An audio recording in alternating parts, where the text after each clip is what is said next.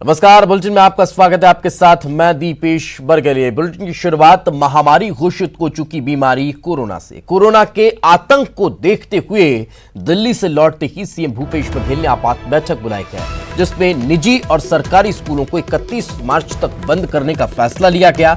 उधर राजधानी के हिदायतुल्लाह लॉ विश्वविद्यालय ने बड़ा फैसला लेते हुए 900 छात्रों को अनिवार्य अवकाश दे दिया है। छात्रों को अनिवार्य अवकाश देने का यह फैसला कोरोना वायरस संक्रमण के चलते लिया गया है। विश्वविद्यालय ने 18 मार्च तक क्लासेस बंद करने का फैसला लिया है। साथ ही स्थिति की समीक्षा के लिए अगली बैठक 16 मार्च को करने का निर्णय भी लिया गया। इस मामले पर बड़ा फैसला लेते हुए यूनिवर्सिटी ने कहीं न कहीं छुट्टी 900 छात्रों को अनिवार्य रूप से दे दी है। और ज्यादा जानकारी के साथ हमारे सहयोगी राघवेंद्र हमारे साथ जुड़ चुके हैं, उन्हीं से बातचीत करते हैं। राघवेंद्र, और क्या ताजा अपडेट पूरे मामले को लेकर इस फैसले के बाद? क्या छात्रों की भी कोई प्रतिक्रिया निकलकर सामने आई? देखिए, जिस तरह से चीज़ें निकल कर आई है, कोरोना वायरस का जो है डर देखा जा रहा है और उसको लेकर एडवाइजरी भी जारी कर दी गई है। उसको लेकर एहतियातन जरूरी कदम उठाए गए हैं। न केवल हिदायतुल्लाह नेशनल लॉ यूनिवर्सिटी में छुट्टी कर दी गई है, बल्कि राज्य सरकार ने तत्काल प्रभाव से स्कूलों की भी छुट्टियां कर दी है। 31 मार्च तक स्कूलों में कोई भी गतिविधियां नहीं होंगी, सिवाय बोर्ड परीक्षाओं के। बोर्ड परीक्षाएं 10वीं 12वीं की जो है उनको जो है आयोजित किया जाएगा, लेकिन उसके अलावा स्कूलों में किसी तरीके से न तो कोई प्रशिक्षण कार्यक्रम होगा, न तो जो है स्कूल संचालित होंगे, जिसके लिए छुट्टियां जारी कर दी गई है। हिदायतुल्लाह नेशनल लॉ यूनिवर्सिटी की बात करें तो वहाँ पे 2 छात्र जो दिल्ली से आए हुए थे, उनमें ये लक्षण पाए गए थे, जिसके बाद ये छुट्टियाँ की गई है। हालांकि उनकी जब जाँच रिपोर्ट देखी गई है तो उसमें वो नेगेटिव मिला है, किसी तरीके से कोरोना वायरस के लक्षण नहीं है, लेकिन एहतियातन यूनिवर्सिटी में पूरी छुट्टी कर दी गई है। करीब 900 छात्र हिदायतुल्लाह नेशनल लॉ यूनिवर्सिटी में जो है लॉ स्टूडेंट हैं, अलग अलग जो विभागों के, उन सभी को छुट्टी दे दी गई है, ताकि अगले आदेश तक ये छुट्टियां रहेंगी। अगर अभी 18 मार्च तक के लिए छुट्टियां दी गई हैं, आगे और ज़्यादा छुट्टियों की तिथि बढ़ाई जा सकती है, जो जाहिर तौर पर एहतियात बरता जा रहा है। अगर बात कर लें रायपुर में ही, तो पुलिस के जो जवान हैं, जो चौक चौराहों में तैनात हैं, उनको भी जो है मास्क बांटे जा रहे हैं, ताकि वो कोरोना वायरस से अपना बचाव कर सके। तो इस तरीके के तमाम जो है इंतज़ाम किए जा रहे हैं ताकि कोरोना वायरस को रोका जा सके। मुख्यमंत्री ने आपात बैठक लेकर इस पर जो है एक समिति का भी गठन कर दिया गया है, जिसमें 13 सदस्यीय समिति है, और सेंट्रल कमांड जो है रायपुर में रखा गया है, और सभी तरह से इस पर नज़र रखने के निर्देश दिए गए हैं। अगर कोई बाहर से कोई भी आता है जो संदिग्ध अगर लगता है, तो उनकी सभी की जाँच की जाएगी। हालांकि अब तक जितने भी लोगों की सैंपल लिए गए हैं, करीब 41 लोगों के सैंपल लिए गए थे, जिसमें सारे लोग नेगेटिव पाए गए हैं। कोई भी छत्तीसगढ़ में पॉजिटिव मरीज कोरोना वायरस का समझा जा सकता है कि एहतियात के तौर पर जो कदम राज्य सरकार के द्वारा उठाए जाने चाहिए, वो उठाते हुए सरकार नजर आ रही है और लोगों को भी जागरूक किया जा रहा है। साथ में रहें, आगे भी आपसे चर्चा करेंगे। कांग्रेस ने अपने दोनों राज्यसभा उम्मीदवारों के नामों का ऐलान कर दिया है, जिसके बाद काफी दिनों से चली आ रही उहापोह की स्थिति समाप्त हो चुकी है। दोनों उम्मीदवार आज नामांकन दाखिल करने वाले हैं।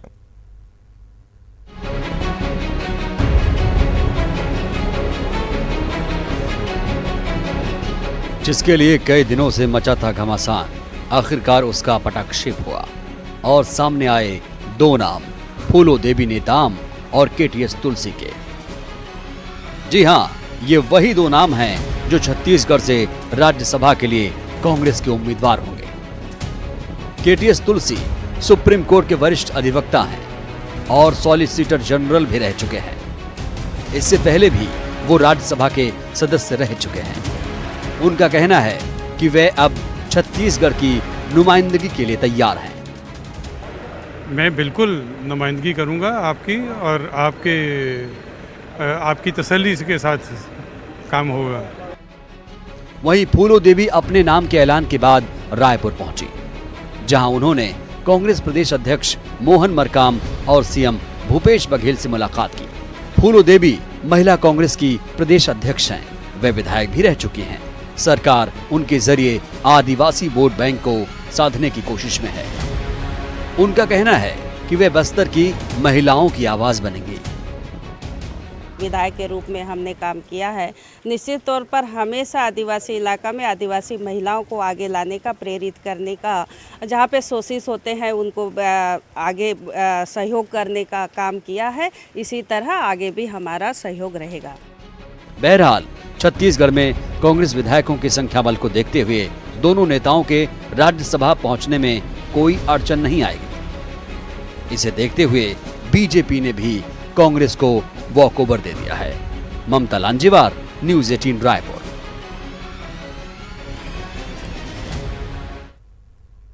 तो और ज्यादा जानकारी के साथ हमारे सहयोगी राघवेंद्र हमारे साथ जुड़ चुके हैं। राघवेंद्र, नामांकन को लेकर किस तरह की तैयारी है कांग्रेस में? देखिए, आज 11 बजे नामांकन के लिए फूलोदेवी नेताम और केटीएस तुलसी दोनों जो है विधानसभा के लिए जाएंगे और इस दौरान न केवल मोहन मरकाम बल्कि प्रदेश प्रभारी पीएल पुनिया और मुख्यमंत्री भी उनके साथ होंगे। तो जाहिर तौर पर 11 बजे ये सभी जो है विधानसभा के लिए निकलेंगे और विधानसभा में पहुंचकर आज नामांकन दाखिल करेंगे। नामांकन दाखिल का आज अंतिम दिन है और आज ही नामांकन दाखिल कर दिया जाएगा। वहीं 16 तारीख को जो है नामांकन की जाँच की जाएगी और नाम वापसी के लिए 18 तारीख का दिनांक जो है तय किया गया है। हालांकि भाजपा की ओर से कोई भी नामांकन दाखिल नहीं होगा क्योंकि भाजपा के पास उस तरीके से संख्या बल ही नहीं है कि वो अपने किसी प्रत्याशी को मैदान में उतार सके। यही वजह है कि छत्तीसगढ़ से अगर कांग्रेस की बात कर ली जाए तो जो दोनों ही प्रत्याशी हैं उनको क्लीन स्वीप मिल जाएगा, वो जो है राज्यसभा सांसद बन जाएंगे, जिसके लिए प्रक्रिया आज होगी। दोनों के द्वारा नामांकन पत्र जो है आज भर दिया जाएगा और इस दौरान मुख्यमंत्री पीएल पुनिया, मोहन मरकाम सहित कांग्रेस के जो तमाम नेता हैं वो मौजूद रहेंगे। जी हाँ बिल्कुल, चलिए साथ में रखें, आगे भी आपसे चर्चा करेंगे। तो कहीं ना कहीं तैयारी कांग्रेस की पूरी हो चुकी है। छत्तीसगढ़ में मौसम में अचानक बदलाव हुआ है और राजधानी रायपुर, महासमुंद, दुर्ग सहित कई जिलों में जमकर बारिश हुई है। इस दौरान तेज बारिश के साथ साथ गरज चमक के साथ तेज हवा भी चलती नजर आई है, जिसके चलते कई जगहों पर होर्डिंग और पेड़ गिर गए हैं। बारिश के दौरान बिजली भी गुल रही। राजधानी रायपुर में जमकर बारिश हुई है, जिसका जायजा भी हमारी टीम ने लिया है। तस्वीरें भी आप जोरदार हुई बारिश की देख सकते हैं। मौसम विभाग ने अगले 24 घंटों में प्रदेश के कई हिस्सों में मूसलाधार बारिश और ओले गिरने की आशंका व्यक्त की है और उसको लेकर अलर्ट भी जारी किया गया है। उसके साथ ही अब राजधानी रायपुर में जो है वो गुरुवार की रात को जोरदार बारिश हुई और स्थिति ये थी कि सीएम हाउस के सामने का ये नज़ारा है और यहाँ पर आप देख सकते हैं कि किस तरह से जो ये पूरा इलाका है यहाँ पर लाइट गोल हो चुकी है और इसके साथ ही अगर हम बात करें पूरे सिविल लाइन में लाइट गोल हो गई और राजधानी रायपुर के कई हिस्सों में अचानक हुई मूसलाधार बारिश के चलते लाइट गोल हो गई। उसके चलते पूरे शहर में अगर अस्त व्यस्त की स्थिति हो गई, पूरा शहर जो है वो अस्त व्यस्त हो गया। लोगों को ये किसी भी तरह से ये कोई उम्मीद नहीं थी किस तरह की बारिश होगी और यही वजह है कि अचानक से हुई इस बारिश के चलते कई जगह लोगों को असुविधाओं का सामना करना पड़ा। शहर में कई जगह पेड़ भी गिरे क्योंकि तेज आंधी तूफान भी आया और लगातार जो है बिजली भी कई जगह कड़की। कैमरा पर्सन सुरेश पासी के साथ ममता लांजीवार, न्यूज़ 18 छत्तीसगढ़ रायपुर। तो कहीं ना कहीं मौसम में अचानक बदलाव हुआ है और इस बदलाव की वजह से राजधानी सहित कई क्षेत्रों में माहौल परिवर्तित होता हुआ दिखाई दे रहा है। हमारे सहयोगी लगातार हमारे साथ बने हुए हैं, उन्हीं से बातचीत करते हैं। क्या है मौसम विभाग का इस पूरे मामले को लेकर, क्या कुछ कहना है, कब तक इस तरह का मौसम बना रहेगा? राघवेंद्र, विभाग ने पहले ही संभावना जताई थी कि बारिश हो सकती है और वो बारिश हुई है। कल जिस तरीके से तेज गरज चमक के साथ बारिश हुई है, ऐसा लग रहा था कि काफ़ी मूसलाधार बारिश हुई है और ऐसा लग रहा था कि जैसे बारिश का मौसम है। मार्च के महीने में इस तरीके की बारिश अमूमन होती नहीं है, लेकिन मौसम में लगातार बदलाव आ रहा है और इस फरवरी मार्च के महीने में ही देखा जाए तो कई बार बारिश हुई है, कई दिनों तक बारिश हुई है, साथ ही ओले भी गिरे हैं। तो ये बदलाव जो है लगातार मौसम में बना हुआ है। हालांकि मौसम विभाग की ओर से ये भी कहा जा रहा है कि इस बार जो है जमकर गर्मी भी पड़ेगी। आने वाले दिनों में तेज गर्मी का एहसास लोगों को होगा, लू के थपेड़े भी झेलने पड़ेंगे और इस मौसम में लगातार जो बदलाव परिवर्तन देखने को मिल रहा है उसका असर लोगों के स्वास्थ्य पर भी पड़ रहा है। अभी बहुत सारे लोग इसलिए भी डरे हुए कि इस मौसम परिवर्तन के कारण से बहुत सारे लोगों को सर्दी खांसी जैसी बीमारी जो है सामान्य तौर पर होती है वो हो रही है, लेकिन कोरोना वायरस का जो डर है वो इस कदर व्याप्त है कि लोग इस सामान्य सर्दी खांसी में भी डर जा रहे हैं। जो जाहिर है मौसम में बदलाव का असर लोगों के स्वास्थ्य पर भी पड़ रहा है और अगर बात कर ली जाए तो फसलों पर भी इसका नुकसान जो है देखने को मिल रहा है, क्योंकि अचानक से बारिश हो जा रही है और उसका असर जो सब्जी की फसलें हैं या दूसरी फसलें हैं उन पर पड़ रहा है। जिस तरीके से हाल के दिनों में ओले गिरे हैं, उसका असर बड़ी संख्या में जो सब्जियां उगाई गई थी वो नष्ट हो गई हैं। किसानों को दोहरा मार जो है झेलना पड़ा है। तो ये मौसम में बदलाव का असर आम लोगों को ही झेलना पड़ रहा है, किसानों को झेलना पड़ रहा है, चाहे वो स्वास्थ्य में गिरावट के रूप में हो या फिर फसलों के नुकसान होने का हो। ये जो बदलाव हुआ है उसका भी असर जो है परेशान हैं। स्वास्थ्य को लेकर भी लोगों की चिंता बढ़ती नजर आ रही है, तो फिर फसलों को भी नुकसान होता दिखाई दे रहा है। बहुत बहुत शुक्रिया राघवेंद्र साहब तमाम जानकारी के लिए। आगे बढ़ते हैं और इस वक्त एक बड़ी खबर मध्य प्रदेश की राजधानी भोपाल से मिल रही है। यहां पर स्क्रैप फैक्ट्री में भीषण आग लग गई है। तो भोपाल से बड़ी खबर, स्क्रैप फैक्ट्री में भीषण आग लगी है। आग लगने के कारणों का फिलहाल खुलासा नहीं हो सका है। अशोका गार्डन थाना के पीछे की घटना बताई जा रही है और Simra road Govindpura industrial area के पीछे ये फैक्ट्री स्थित है, जहां पर अचानक आग लग गई। आग कैसे लगी इसके बारे में कोई जानकारी नहीं है, लेकिन भीषण आग यहाँ पर लगी हुई है। तस्वीरें आप देख सकते हैं कि आज आग बुझाने का प्रयास लगातार वहां पर किया जा रहा है। ये तस्वीरें आप देख सकते हैं कि बड़ी खबर निकलकर सामने आ रही है। आग की लपटें साफ तौर पर आपको दिखाई दे रही होंगी। तो धुएं का गुबार जो है वो भी अब अशोका गार्डन क्षेत्र में लोगों को परेशानी में डालता नजर आ रहा है। लगातार ये आग बढ़ती जा रही है और चूंकि स्क्रैप फैक्ट्री है, इसकी वजह से आग ने विकराल रूप ले लिया है और जहरीला धुआं लोगों को बहुत ज्यादा परेशान करता हुआ नजर आ रहा है। गोविंदपुरा इंडस्ट्रियल एरिया है और इसी इंडस्ट्रियल एरिया में ये फैक्ट्री स्थित है और अशोका गार्डन जो थाना है उसके पीछे की ये घटना बताई जा रही है। रिहायशी एरिया है, रिहायशी क्षेत्र है और वहां पर इस आग की वजह से लोग बेहद परेशान हैं। ब्रेक के बाद आपका स्वागत है और चलिए अब कुछ खबरें देखते हैं सरपट अंदाज में। कांग्रेस प्रदेश प्रभारी पीएल पूनिया और राज्यसभा के कांग्रेस प्रत्याशी केटीएस तुलसी रायपुर पहुंचे। केटीएस तुलसी राज्यसभा के लिए आज अपना नामांकन दाखिल करेंगे। पूनिया और केटीएस तुलसी से बातचीत में उन्होंने स्पष्ट तौर पर कहा कि वो छत्तीसगढ़ का प्रतिनिधित्व करने वाले हैं। छत्तीसगढ़ से कांग्रेस के प्रत्याशी केटीएस तुलसी हमारे साथ मौजूद है। राज्यसभा के लिए कांग्रेस ने अपना प्रत्याशी घोषित किया है, उनसे बात करते हैं। सर, उसके पहले पीएल पूनिया जो है कांग्रेस के प्रदेश प्रभारी, उनसे बात करते हैं।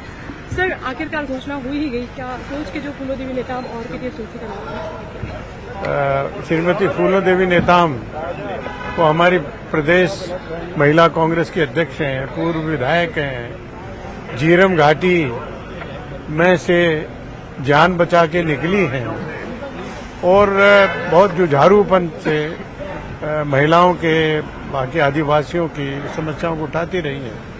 और आदरणीय केटीएस तुलसी जी राज्यसभा के सदस्य पिछले 6 साल से हैं और हमें इनको 6 साल का मौका कांग्रेस हाईकमांड ने फिर दिया है और बहुत बड़े वकील हैं।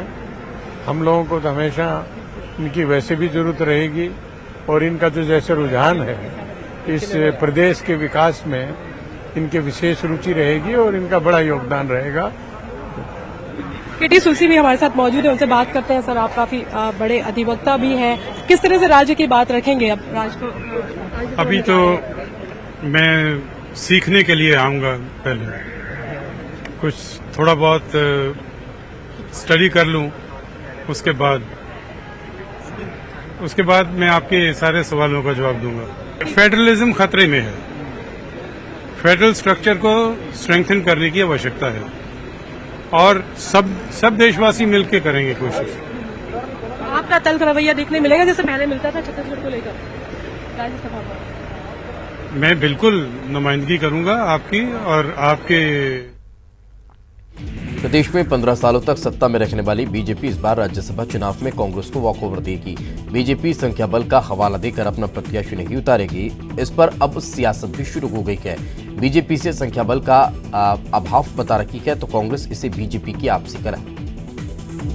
देखिए, कल राज्यसभा चुनाव के नामांकन है और आने वाले समय में इसके लिए इलेक्शंस है। गणित के आधार पर, संख्या के आधार पर निश्चित रूप से बीजेपी का कोई सदस्य राज्यसभा में जाने की स्थिति में नहीं है और इसलिए मुझे ऐसा लगता है कि इस पूरे मामले में कि कोई प्रत्याशी उतरेगा या नहीं उतरेगा ये विशुद्ध रूप से प्रदेश नेतृत्व और राष्ट्रीय नेतृत्व का विषय है, जो अभी फाइनल स्थिति नहीं हुआ है। जो भाजपा के पास विधानसभा में सदस्य संख्या है, वो भाजपा और भाजपा की बी टीम दोनों के मिलाने के बावजूद एक सदस्य निर्वाचित करने की स्थिति में भाजपा नहीं है। अपनी अपनी स्ट्रेटजी है। इस बार जो है स्पष्ट मालूम है भारतीय जनता पार्टी को कि हमारे पास कोई संख्या बल है ही नहीं, 15 लोगों में क्या कर लेंगे वो। तो इसलिए जो है मुझे लगता है कि ये होशियारी का काम है कि बहुत बड़ी बेइज्जती होने से बेहतर ये है कि हम मैदान में ना आए। सीएम भूपेश बघेल ने कांग्रेस का हाथ छोड़कर बीजेपी में शामिल हो चुके ज्योतिरादित्य सिंधिया पर निशाना साधा है। उन्होंने कहा कि संकट के समय उन्होंने दिखा दिया कि ज्योतिरादित्य कितने कमजोर हैं। हम सभी तो उनको बहुत बड़ा आदमी समझते थे, लेकिन उन्होंने बता दिया कि वह सत्ता के बगैर नहीं रह सकते। उनके जाने का कांग्रेस पर कोई खास असर नहीं होगा। दिल्ली से रायपुर लौटने के बाद सीएम भूपेश बघेल ने ज्योतिरादित्य सिंधिया पर निशाना साधा है। जब 10 साल तक के केंद्र में मंत्री थे तब उनको सद्बुद्धि नहीं आई। आज जब वो सांसद भी नहीं रहे तब उनको सद्बुद्धि आई है। तो ये है कि ये उसी प्रकार से है जैसे मछली बिना पानी के छटपटाता है, उसी प्रकार से सिंधिया जी बिना सत्ता के रह ही नहीं सकते। ये सिद्ध कर दिया। और हम लोग तो उसको बहुत बड़ा आदमी समझते थे, लेकिन संकट के समय ही किसी आदमी की परीक्षा होती है। और उन्होंने बता दिया कि वो उतना जैसे हम लोग मजबूत समझते थे वैसे मजबूत नहीं है। स्वास्थ्य मंत्री टी.एस. सिंहदेव ने कहा कि ज्योतिरादित्य सिंधिया का जाना बहुत दुखद है। उन्होंने बीजेपी पर तंज कसते हुए कहा कि बीजेपी की जैसी राजनीतिक भूख है वैसी मैंने अब तक नहीं देखी है। ये प्रजातंत्र के लिए ठीक नहीं है।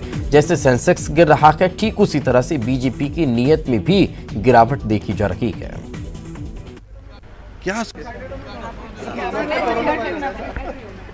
क्या सोच है ये प्रजातंत्र में?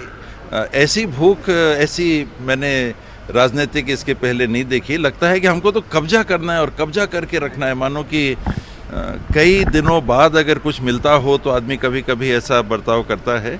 ये प्रजातंत्र के लिए अच्छे संकेत नहीं है। ये भावना, और शायद इसी भावना को लेके मैंने वो कहा था कि सेंसेक्स भी जिस तरह से गिर रहा है तो नियत में भी कहीं ना कहीं ऐसी गिरावट दिख रही है। तो वहीं सिंहदेव के ट्वीट पर बीजेपी ने पलटवार किया है। सच्चिदानंद उपासने ने कहा कि सेंसेक्स की स्थिति तो पूरी दुनिया में यही है, लेकिन कांग्रेस में अच्छा काम करने वालों की हमेशा उपेक्षा होती रही है। जो बात सेंसेक्स की बोली गई है माननीय टी.एस. बाबा जी के द्वारा, पूरा विश्व में आज जिस प्रकार की आर्थिक मंदी चल रही है वो अनेक कारण उसके धरातल पर दिख रहे हैं। तो इसके चलते भारत भी कहीं उससे अछूता नहीं है। ये अंतर्राष्ट्रीय विश्व की जो वैश्विक मंदी है उससे उसके दुष्परिणाम है, लेकिन उसके बावजूद जो है आज उस अर्थव्यवस्था को संभालने में मोदी सरकार ने बहुत बड़ी कामयाबी हासिल की है। राजधानी के बाटागांव इलाके में एक डॉक्टर की सरेआम हत्या कर दी गई। बाटागांव के बाजार चौक पर डॉक्टर जीवन लाल अपने क्लिनिक में बैठे हुए थे। उसी दौरान यह हादसा हुआ है। मिली जानकारी के मुताबिक युवकों ने डॉक्टर से पहले बातचीत की, फिर चाकू से लगातार कई हमले किए। खुद को बचाने के लिए डॉक्टर उनके सामने से हटने की कोशिश करते रहे, जिसके कारण पीठ पर भी कई चाकू से वार किए गए हैं। डॉक्टर को घायल कर रहे युवक भाग गए। घटना के कुछ देर बाद क्लिनिक आए एक व्यक्ति जब अंदर गया तो उसने पुलिस को फोन कर जानकारी दी। राजधानी रायपुर में झूठे रेप के मामले में फंसाकर 50 लाख की वसूली करने के आरोप में 5 आरोपियों को गिरफ्तार किया गया है। पुलिस ने मामले का खुलासा करते हुए बताया कि अजय साहू ने पूरी साजिश रची थी। 50 लाख रुपए की जमीन बेचने का पता चलने पर अजय साहू ने ललित यादव और संजय साहू को फंसाया। ललित यादव को लड़की ने कॉल करके बुलाया और उसके बाद 4 अन्य लड़कों ने ललित और संजय को धमकाया और मुजगहन थाने में 17 जनवरी को झूठी रिपोर्ट दर्ज कराई है। रतनजोत की फर्जी खेती और उत्पादन दिखाकर 1 करोड़ 12 लाख रुपए का गोलमाल करने के मामले में अंबिकापुर पुलिस ने 2 लोगों को गिरफ्तार किया है। तीसरा आरोपी पुलिस की गिरफ्त से बाहर है।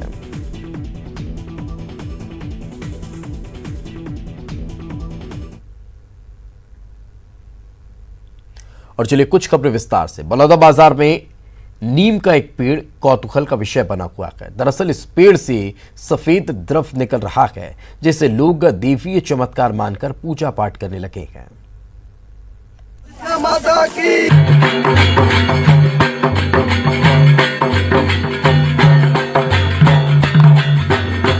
शीतला माँ की जय जयकार और भजन कीर्तन, धूप बत्ती, नारियल और चढ़ावा। लोगों की ये आस्था उमड़ी है नीम के उस पेड़ पर जिससे सफेद द्रव निकल रहा है। बलौदा बाजार के रिकोटार गांव में स्थित नीम के इस पेड़ को लोगों ने दैवीय मान लिया और देखते ही देखते दूर दूर से लोग पहुंचने लगे और नारियल चढ़ने लगा, भजन कीर्तन होने लगे।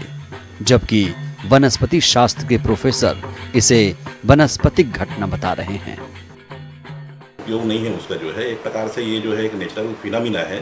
जब उसमें कोई बैक्टीरियल इन्फेक्शन हो गया है उसकी वजह से ये सिक्रेशन जो है वो हो रहा है और एक्चुअल में ट्यूमर फॉर्मेशन होता है और वो ट्यूमर जो है एग्रोबैक्टीरियम ट्यूमिफेसियंस की वजह से होता है और वहीं से जो है ये एक्सेस अमाउंट में वाटर वहाँ पे स्टोर हो जाता है और वो जो है जब ट्यूमर जो है भस्ट हो जाता है तब ये सिक्रेशन जो है वो प्रारंभ हो जाता है। अपनी आस्था व्यक्त करने में बूढ़े बुजुर्गों के साथ साथ युवा भी पीछे नहीं हैं, जबकि ये एक सामान्य घटना है। उम्मीद है लोग अब जागरूक होंगे और ऐसी आस्था व्यक्त करने से बचेंगे। नरेंद्र शर्मा, न्यूज़ 18 बलौदा बाजार। आगे बढ़ते हैं। खबर भोपाल से। स्क्रैप फैक्ट्री में भीषण आग लगी है। आग लगने के कारणों का फिलहाल खुलासा नहीं हो पा रहा है। तो ये बड़ी खबर हम आपको बता रहे हैं भोपाल से, जहां पर स्क्रैप फैक्ट्री में भीषण आग लगी हुई है। ये बड़ी खबर निकलकर सामने आ रही है और तस्वीरें भी लगातार आप देख रहे हैं। अशोका गार्डन थाने के पीछे ये स्क्रैप फैक्ट्री है जहां पर ये भीषण आग लगी है। Sandra road Govindpura industrial area में ये फैक्ट्री मौजूद है और इस फैक्ट्री में आग कैसे लगी फिलहाल इसके बारे में कोई जानकारी नहीं है, लेकिन आग पर काबू पाने का प्रयास लगातार किया जा रहा है। तस्वीरों को आप देख सकते हैं और तस्वीरों को देखकर अंदाजा लगाया जा सकता है कि किस तरह से यह आग विकराल रूप लेती जा रही है। ये रिहायशी इलाका है अशोका गार्डन क्षेत्र, जहां पर लोग रहते हैं और अशोका गार्डन थाने के पीछे की यह घटना बताई जा रही है, जहां लोगों का रेजिडेंशियल एरिया भी है और ये की वजह क्या कि इस आग की वजह से लोगों को भी काफी नुकसान होता दिखाई दे रहा है। सांस लेने में तकलीफ यहाँ पर देखने को मिल रही है और धुएं का गुबार आप साफ तौर पर देख सकते हैं स्क्रैप फैक्ट्री को, और यहाँ पर आग लगने की वजह से जो धुआं निकल रहा है उससे लोगों को भी काफी परेशानी हो रही है। आग की लपटें भी साफ तौर पर नजर आ रही हैं।